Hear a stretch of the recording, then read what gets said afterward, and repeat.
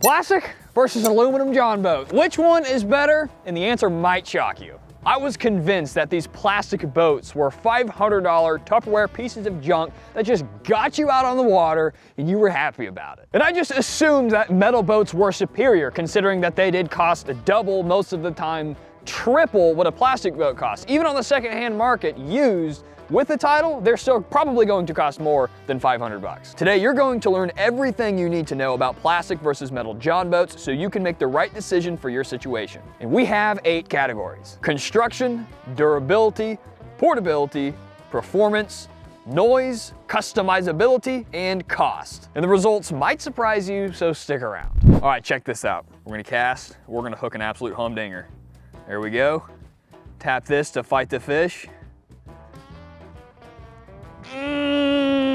What is that? The snapper? Yes! Oh, shit. I love me some snapper, dude. We got up on the bunk. 0.1 for aluminum boats. They're pretty durable. I didn't think it'd go that way. Let's see if we can get it on the other side. Oh!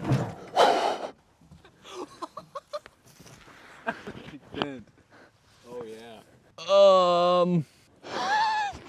All right. Fishing Clash is a ton of fun. It's available for iOS and Android. You have 50 plus fishing locations, which is actually insane, and hundreds of fish species to catch. I'm just gonna try to catch another fish because I cannot get this boat on this trailer. Oh, there we go. There we go. What you can do about it, punk? Come here, sweetheart. Come on, you long, slanky thing. Dude, you might actually have to help.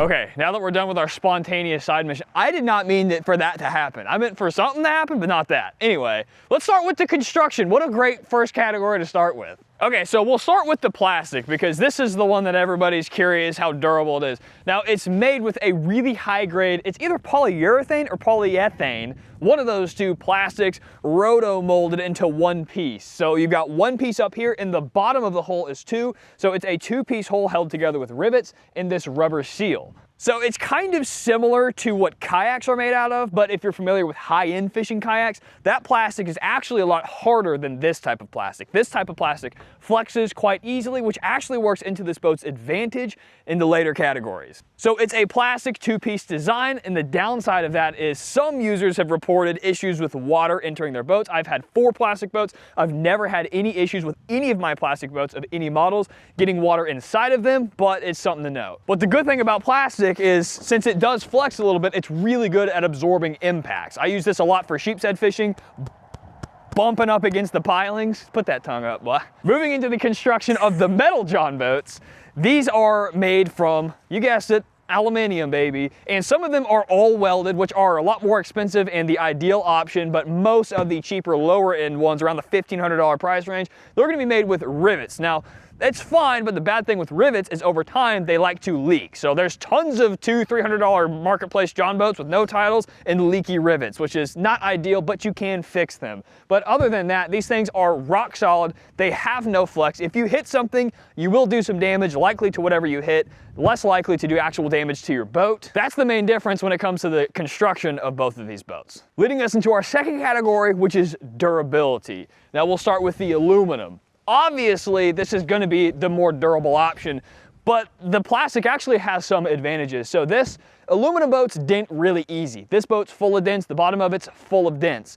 Are you going to puncture a full hole through it? Maybe not, but they do dent pretty easily. However, you can drag these over riverbanks. You can drag them out of the truck of your bed, down a hill. I mean, you can roll them. You can let this thing set outside for a decade collecting water and it's gonna function just fine. These are about some of the most durable boats on planet Earth is these aluminum John boats. Now, they're not totally bulletproof, but if you want a tough boat, you get an aluminum John boat. But moving over to the plastic boat, yes, it's gonna be less durable. If you drag it, you are gonna shave off some of that plastic, and in theory, if you drag it long enough, you'll go down straight through the hole. But what's good about this is it actually is more resistance to light bumps on rocks.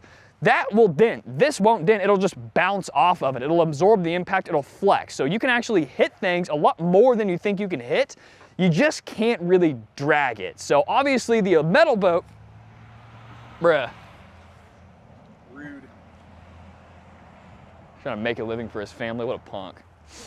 But another downside is that if it gets really, really, really hot on a hot summer day, these things have been known to kind of warp and flex a little bit.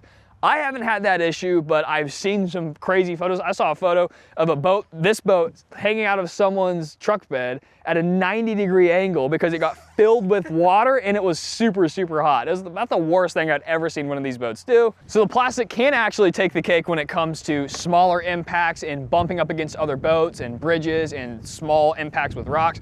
But when it comes to heat and really slamming into things, you can't beat the metal. So of course, the aluminum boat is gonna win the durability contest every single time. The third category is weight and portability. Now, believe it or not, the plastic boat is actually lighter. The average 1236, the tracker models, they weigh about 130 pounds. These weigh about 110 pounds. So technically they are more portable. Also with the plastic, since it is a softer material, if you're gonna car top it, if you're gonna shove it into the bed of your truck, if you're gonna store it in your garage, it's plastic. This isn't going to scratch anything. It's rubber right here. This is nice and soft, so you're not gonna have any issues. So the aluminum John boats, of course, they will scratch your car top. They will scratch your truck bed. They will scratch your garage drywall if you're ramming it in there, leaning it up sideways. But in terms of portability, you can actually, like I said, leave these out for a decade in thunderstorms and throw it in the water and it'll probably be just fine. The aluminum boats, they don't have through drains to the transom drain plug.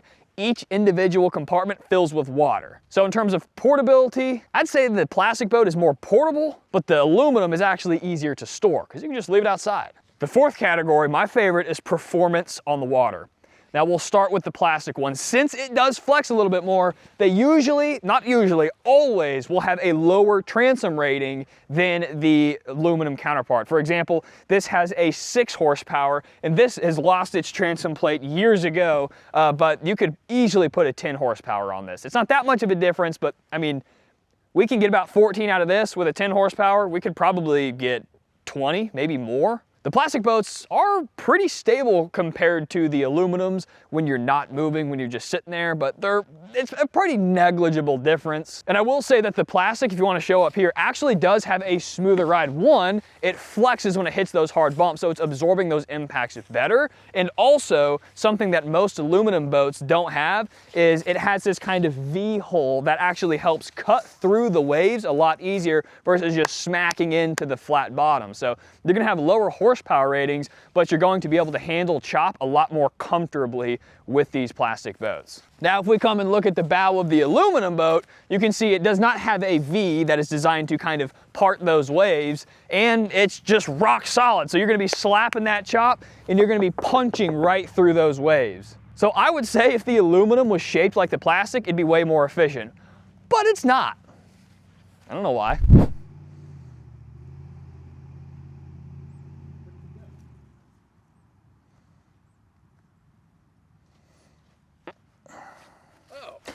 Oh, okay. Yeah, I'll get back to work here in a second. Just give me 1 second. Let me just catch this sucker. Oh, it's a sheep's head! You know how much I love sheep's head. Actually, that's kind of sick. I'm actually addicted because you can sail across a board map style to collect rewards and catch special fish. And you can actually upgrade your boats for bonuses and special catches. And not to mention, like I said, 50 plus fishing locations and hundreds of fish to catch. Hundreds of fish to catch. Now, just let me finish. Now the fifth category is a big deal to me because I like to fish, and that's noise.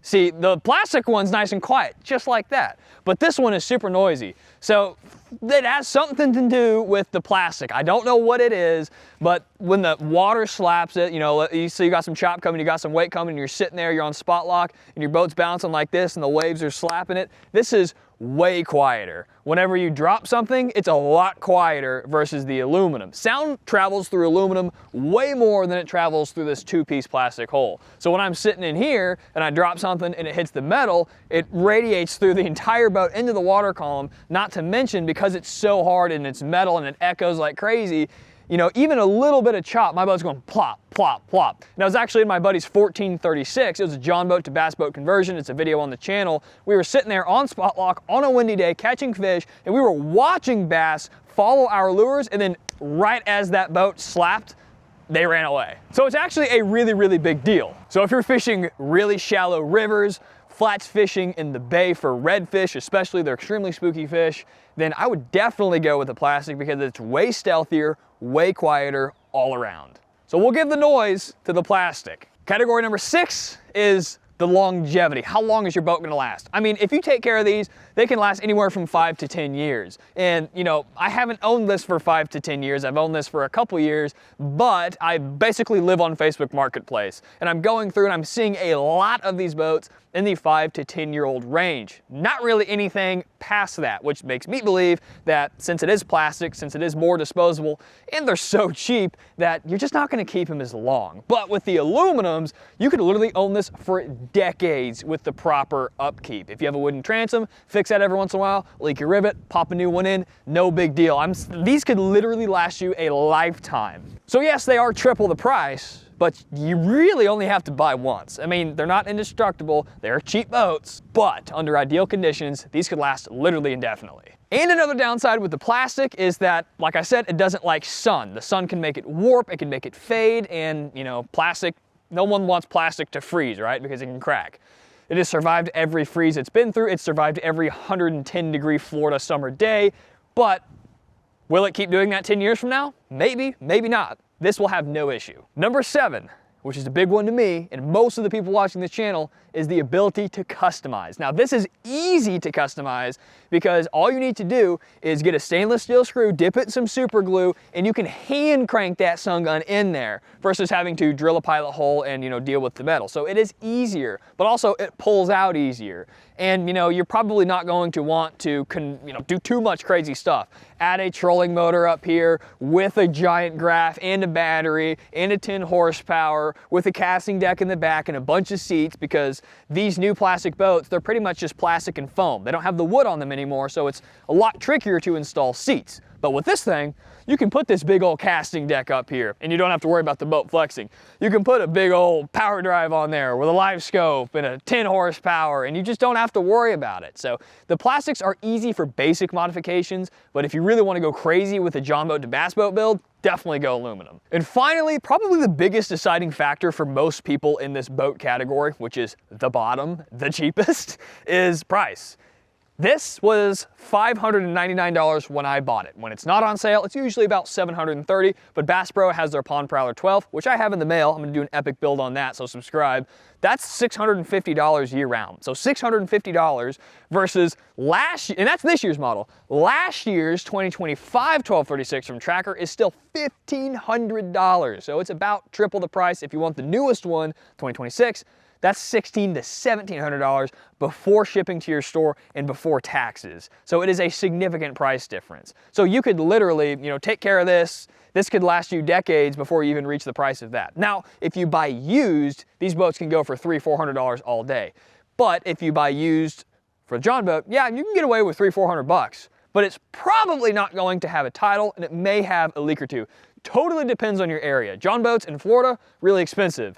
John boats in Missouri, not so expensive. I paid $350 for the trolling motor, this custom boat, and this trailer. So it just depends on where you're at. But of course, the plastic is gonna take the affordability category all day long. Oh, it's a boss fight. Oh gosh, oh gosh, oh gosh. He's pulling my drag. Oh. Come on, come on. These boss fights are kind of tough. Oh, he's pulling drag, baby. Oh, he's pulling drag. Oh, he's pulling drag. What are you doing? I just caught, what even is this mighty white fang boss fight, baby? Oh, this fishing class is so much fun. Look at that. Pretty cool. Yeah, I thought so. I thought so too. And if you click in the top right corner and go to gift codes and type in my name, Grayson Roberts, you'll unlock all sorts of extra goodies. You're not gonna wanna leave these behind. Seriously though, this game has actually been a ton of fun, and we've had a ton of fun filming this video. So huge thanks to Fishing Class for sponsoring this. You can click the link in the description, check it out, and I'm not a huge iPhone game guy, but this is actually kind of fun because the casting and the tapping, it's a legit fight with the fish. Anyway, that's all I have for the plastic versus aluminum John boats. I hope I've kind of helped make your decision on if you're gonna go spend a little bit more on the aluminum or get the plastic.